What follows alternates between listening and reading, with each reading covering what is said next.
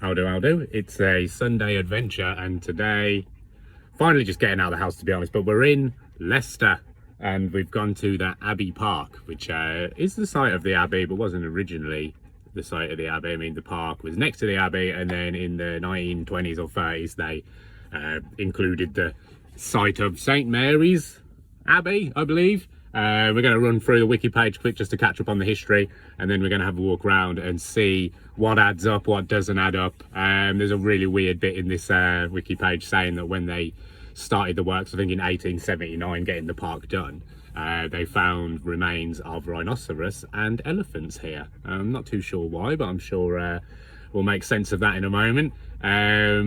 What else? I mean, there's Abbey walls still there. They have been extensively repaired apparently. We've got a house that Charles I hid in 1645 during the Civil War. He hid in all the houses ever by the sounds of it, but yeah, I guess his opposition set fire to the house, and that house still has scorch and burn marks around the window frames apparently, so we're going to go and have a look at that. Quick look for the wiki page, and then we'll bounce through the real history that we can see with our actual eyes. Here we go.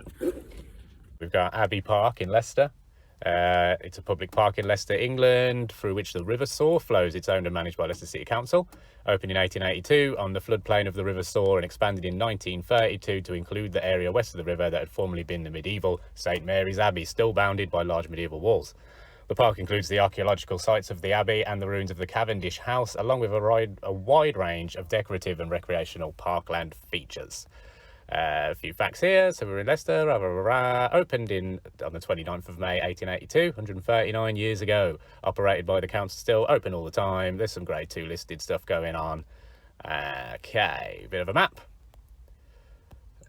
Not too much. We can't see the oval. The picture from usual, the oval bit is where the Abbey was, I imagine.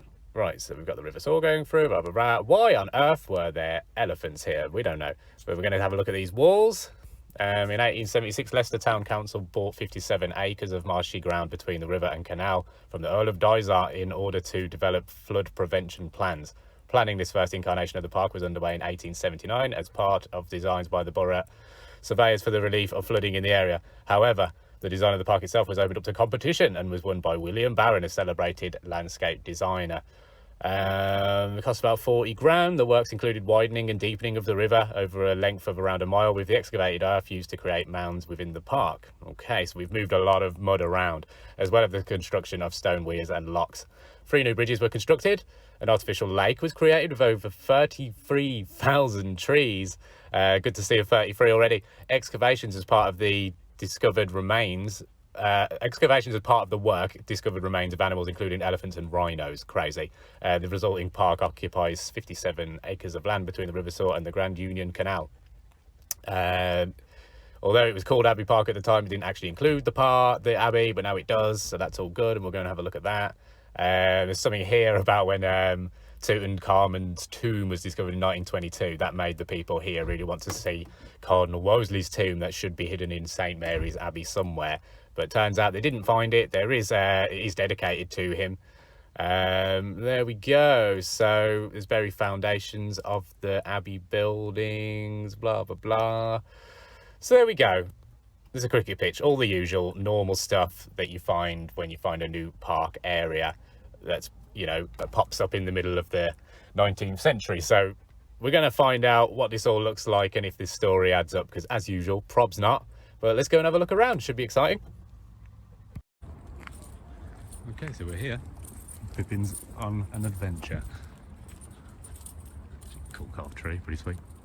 So yeah, we're going to have a look at what's around here. Let's see if the narrative adds up.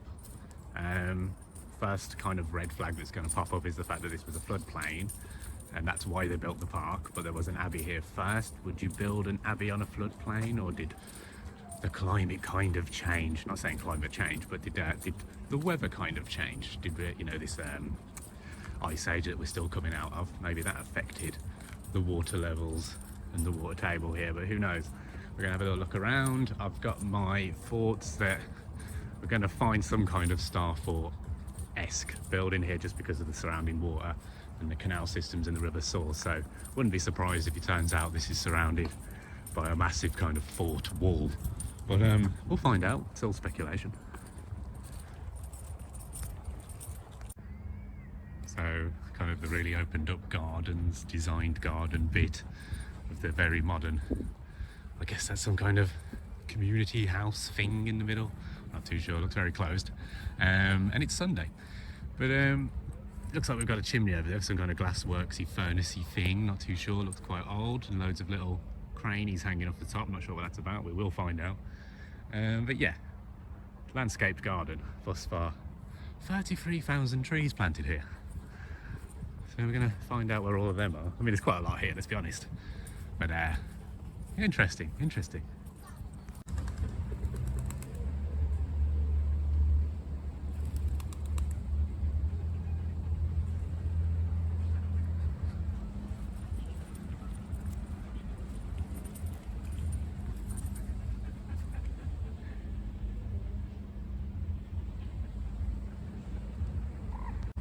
A really bizarre kind of mound of slate and whatnot.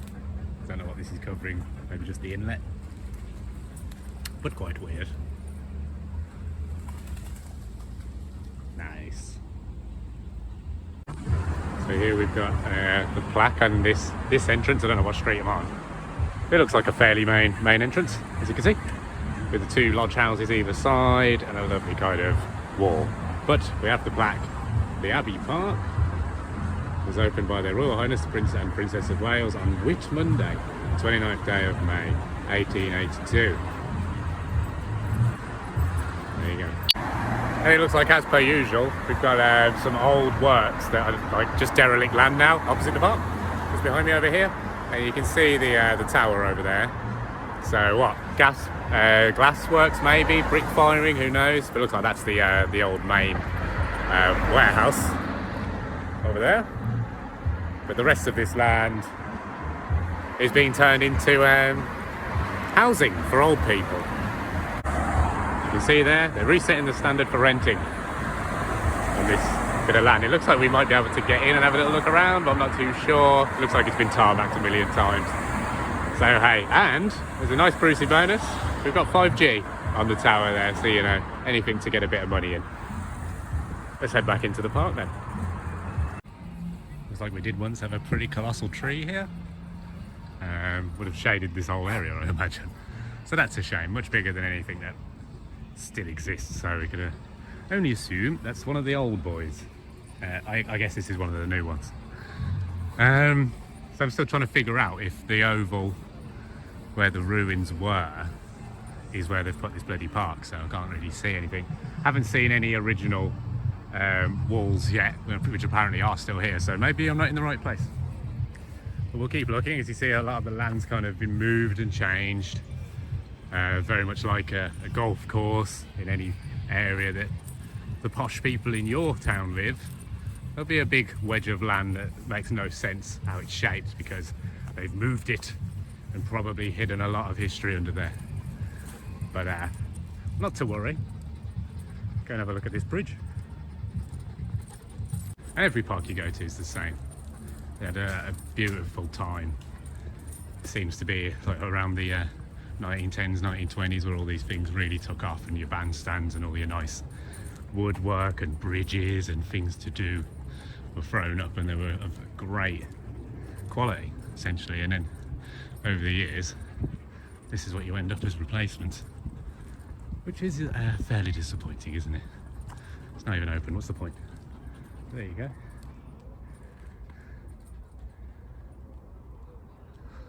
So we're in the Friendship Garden, opened in 1989 by some guy from the council. And yeah, I think we found some brickwork that maybe was from the original buildings that were here, but just right here. What's going on there then? We've got a stone up there. Oh, I can't zoom in, shame. But yeah, just that one there with the hole in. Not natural at all, and there's no water coming through it, unless that is the inlet, but I don't think so, because the water's down there. It doesn't look like it particularly runs under here often, so old rockages and, you know, building blocks for something, and they're all fairly sizable.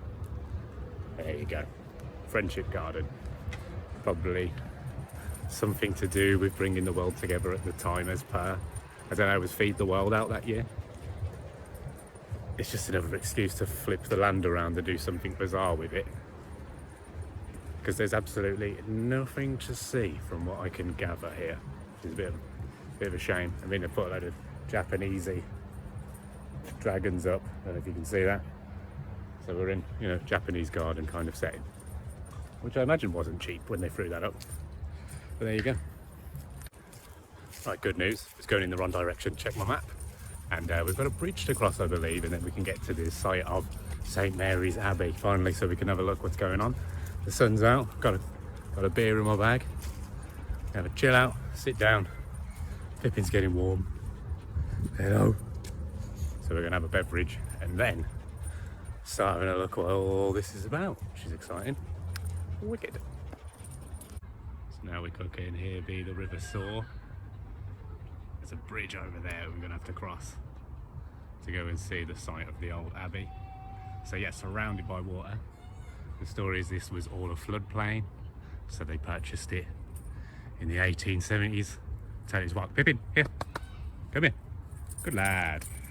So yeah, we're gonna have a little look over there then, because it's definitely much better than over here. And good to know that the Pikey Fair was not on sacred ground. Brilliant. So yeah, let's go and have a look and see what it's all about. I mean, down there's another bridge. So plenty of bridges. There's a cool little chain here in the water to moor up to, I guess. There you go. Let's go and explore. So here's the bridge over to the old Abbey area, which the narrative says was built new in 1925 in the classical style. Which, you know, these bottom ones, maybe. These top ones looking very old for just a touch under 100 years. But we'll leave it for now and we'll go and see what it's all about. So as you can see behind me, we found the boundary wall, perimeter wall of whatever medieval monastery that used to stand here, which they're saying is St Mary's Abbey. And these walls are still there, right? I'm gonna flip the camera in a minute so we can zoom in. Can I do it here? No. What's the point in that button? I don't know. Whatever. So yeah, lots of holes in the walls too, so we're gonna have to have a proper look at that and see what the crack's all about. Okay, so from this side we've got a nice view. So this is the other side of the bridge now. There's the nice building we saw in the photos earlier from the 60s. And this be the boundary wall of the old Abbey site, which looks extremely old, in good nick, in better nick than this new bridge. Lots of holes in it, wonder what they're for, drainage or old uses, we're going to find out. And obviously a lovely waterway already here. So when I said this would be a water surrounded fort, I don't think we're far off, but we'll have a look at the sizes and how this thing was built. How exciting. So, to show you the bit of information board for the Abbey bit, and I think if you read it, you would have caught that apparently this perimeter boundary wall, whatever they call it, was embellished to look pseudo-militaristic. So all these holes put in later just so it like fit in better with the ruins that were inside. So it's just part of the garden, it's just somewhere to sit. It wasn't like this originally, they say. Obviously you can see some that have been chopped up with a different kind of stonework. So understandable, but a lot of the older holes and stuff, obviously there the whole time.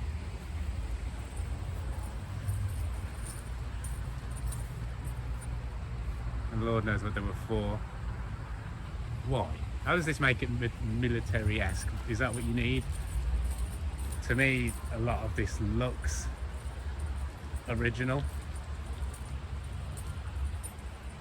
And what were they all for? If the narrative is intent on saying these holes weren't there before. Oh, there's a big load of patched up new mortar here. And even then, they've struggled to make these holes. They look rubbish. Look, they filled them in. So they're incapable of making it happen again, but are capable of what? Changing the original structure and putting holes in it? That's not how it works. So there we go. Very bizarre, but we're gonna pop inside and see what this is all about. So it does go all the way around, which is pretty crazy. Here we go, we've got a blocked up archway here, which I'm sure makes no sense once again. Does it go deeper? Probably. What's that? Where we got an archway? But there's nothing. What's on the other side? Not a lot. We've got buttresses now, we've got turrets now. Maybe that was storage.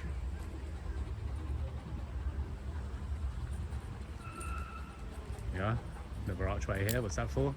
Old water outlet, inlet, old entrance, possibly. Because we are really high up. Is this the top of an old entrance? Because if you look down here, that's a turret, just there. Oh, there. And if that's pretty much what? It's 7 foot now, maybe 8 foot. Should be much higher. Maybe all of this goes much lower because I just don't see the point in this archway. Crazy, crazy.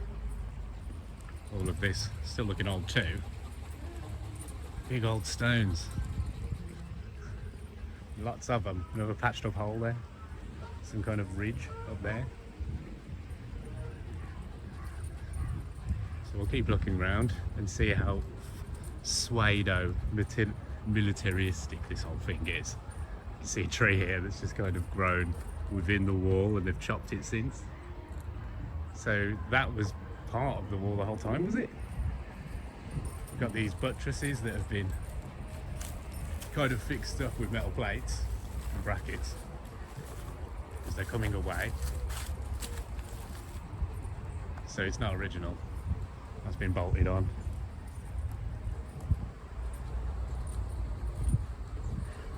And then this, another, what could be another entrance, doesn't look quite right. New bricks there. And then this, which does look new or restored. But why is it so low? What's the point? You could climb this easily. What's the point? Unless it was tons higher. And then that looks like it's going up to the main road. Which I don't know. Yeah, we can get to, so we can have a look at this from the road. Okay. Probably got an old bridge now as well. Oh, it'd just be nice to have a sit down, wouldn't it, Pip? You know, with the waters of the floodplain. Oh, beautiful.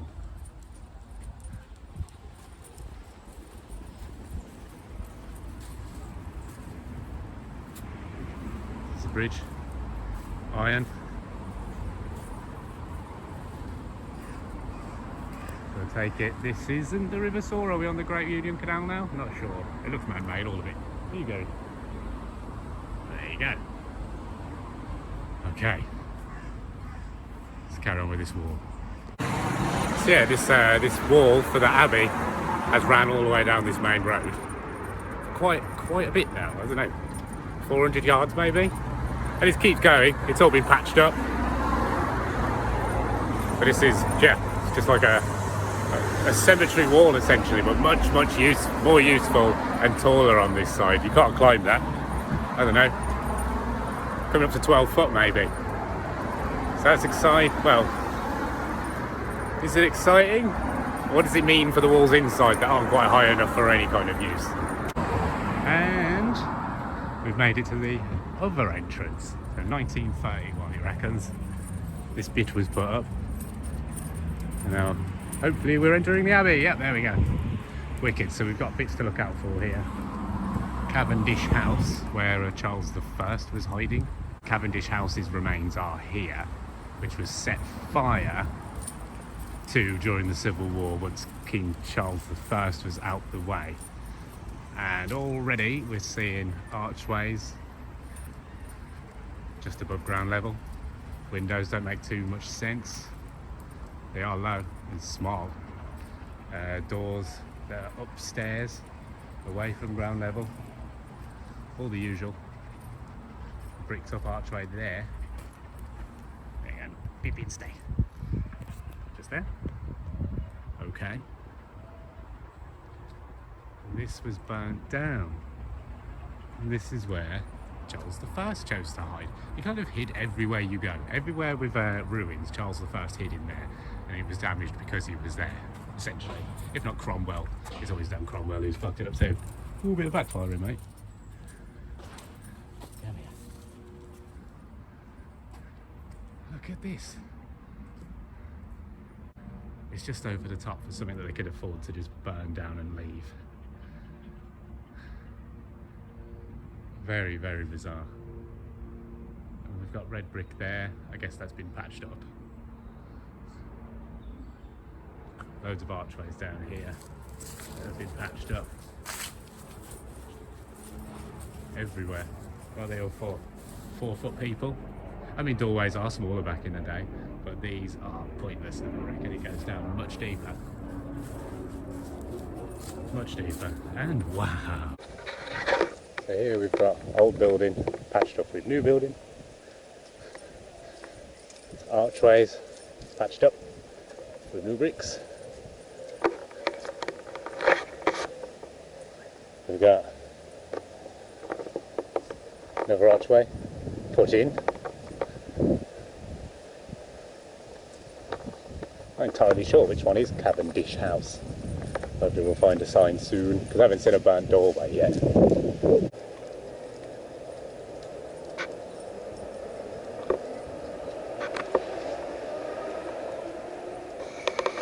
Is this the burnt out Cavendish House with the scorch marks above the door? And it has been remodelled extensively by the looks of it. But this thing next to it is obviously much, much bigger and substantial than what stands today, as usual. So there you go. Welcome to Pet's Corner, no dogs. Okay. Okay. So I take it this is Cavendish House, which we'll come back to, because look at these ruins. Obviously the bits of cloisters, I think, at the bottom here. Okay. Okay. Bloody hell. Brilliant.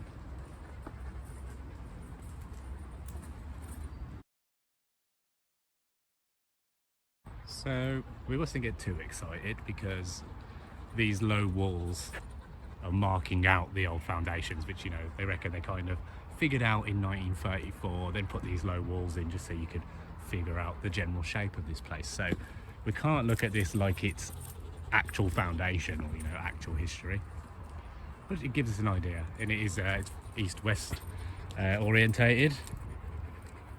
One of the poshest religious buildings in the country at the time, before the dissolution by Henry VIII, as per usual. Yeah, let's take a walk up the aisle then. So this would be the nave. We've got the transept. This is in a cross shape, cruciform shape. So we'll get to the transept at the top there, and then the altar.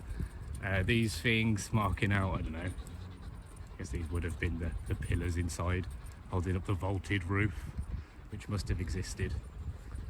And it would have had much, much nicer slabs. So yeah, I mean, apparently these foundation-y bits all thrown up in 1934. So I'm not sure how accurate they are, but these ones here look a little bit more old. On the edges there with the smooth tops. I mean, here's where it looks like where a staircase was. Come on, you.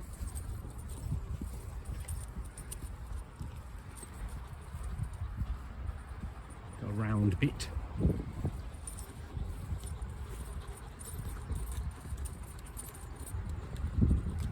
Cardinal Wolsey's grave. So this is the tomb they tried to find, didn't find, but commemorated him anyway because he died here whilst he was on the run to York.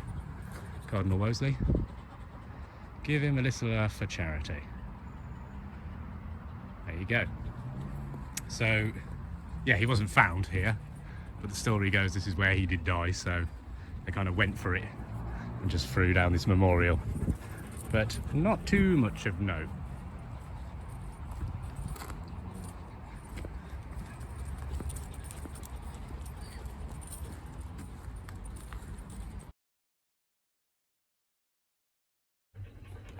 So that concludes our adventure. It did start raining, so I had to head back to the van because Doggy Boy was getting a little bit wet. But straight up, yeah, that's pretty much all there is round here. I could have spent more time looking at the old walls and stuff on the Abbey side, but it is quite busy. People of Leicester use their parks, and Pippin's not the most secure dog in the world, so he's not too happy around push bikes and tennis balls and all that stuff. So we'll call it a day. I think that was successful enough. Hopefully there's enough information here for you to want to visit. Go and see your parks. If there's a park, it's probably hiding some history because they don't know what to do with it, and these things are massive and their foundations are massive, and it's really hard to change the land, so they usually end up building these parks instead because they get left to be derelict for years and years after the medieval times or whatever, and then they get overgrown, they forget what it was all about, and then they get excited about finding it again, and then they go, oh, can't use the land anyway, so Blair, make it into a public park. So very similar things in Bridge if you head there, Worcester, Birmingham, Tamworth, all those places. So go and see your parks and try and figure out what the real history is that's going on there, because it's probably not quite true what they're saying. Because, you know, these, if you can't trust the council with, you know, filling in potholes and trimming hedges on roundabouts, then how can you trust the history that they give you? You just can't. So go and have a look for yourself, get some footage, because when this new world comes in, we might need some of this old footage to say that what we used to be able to do in our free time back in the day, because maybe recreation is out the window soon and we'll have to stay inside, but we'll see. Thanks for joining me. This has been Leicester, Abbey Park. Catch you on the next one. Thank you very much.